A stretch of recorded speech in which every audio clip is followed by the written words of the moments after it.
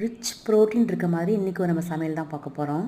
இது நீ காலையிலே டிஃபனுக்கு செஞ்சுக்கலாம், அது மாதிரி மத்தியானம் லஞ்சுக்கும் வச்சுக்கலாம். அவ்வளோ டேஸ்ட்டாக இருக்கும். நீங்கள் ட்ரை பண்ணி பாருங்கள். இந்த குருமா செய்கிறதுக்கு மல்டிகிரெயினாக வாங்கி நீங்கள் பார்த்து ஊற வச்சுக்கோங்க. ஈஸியாகவே டிபார்ட்மெண்ட் ஸ்டோரில் கிடைக்குது. 8 மணி நேரம் நம்ம ஊற வச்சு எடுத்துக்கணும். குக்கர் வச்சுட்டு அதில் 2 டேபிள் ஸ்பூன் ஆயிலும் 1 டேபிள் ஸ்பூன் பட்டரும் சேர்த்து நல்லா காய்ஞ்சதுக்கப்புறம் நம்ம 2 வெங்காயத்தை மிக்சியில் போட்டு அரைச்சிட்டு அதை சேர்த்து நல்லா வதக்கிக்கணும்.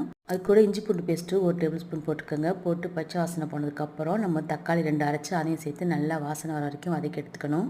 மசாலான்னு பார்த்தீங்கன்னா மஞ்சத்தூள், மிளகாத்தூள், மல்லித்தூள் எல்லாம் உங்களுக்கு தேவையான அளவு சேர்த்துட்டு அது கூட கறி மசாலா தூளும் நம்ம சேர்க்க போகிறோம். அதனால தான் நம்ம முன்னாடியே பட்டை கிராம்லாம் எதுவும் வெடிக்க விடலை. நம்ம கறி மசாலால எல்லாமே இருக்கிறனால ரொம்ப சூப்பராக இருக்கும். வாசனை அதிகமாகவும் இருக்கும். அது மாதிரி கடைசியாக தான் அதை சேர்ப்பேன் நான் எப்போவுமே. ஊற வச்ச பையனை சேர்த்துட்டு நல்லா கலந்துட்டுட்டு நல்லா விசில் குழையிற அளவுக்கு வேக வச்சு எடுத்துக்கணும். வெந்ததுக்கப்புறம் நம்ம தேங்காய் பேஸ்ட் ஊற்ற போகிறோம். தேங்காயில் பொட்டுக்கடலை, முந்திரிலாம் சேர்த்து அரைச்சி ஊற்றிட்டு அதுக்கப்புறம் நீங்கள் ஆஃப் பண்ணிக்கலாம். அது பூரி, சப்பாத்தி, சாப்பாடுன்னு எல்லாத்துக்கும் சூப்பராக இருக்கும்.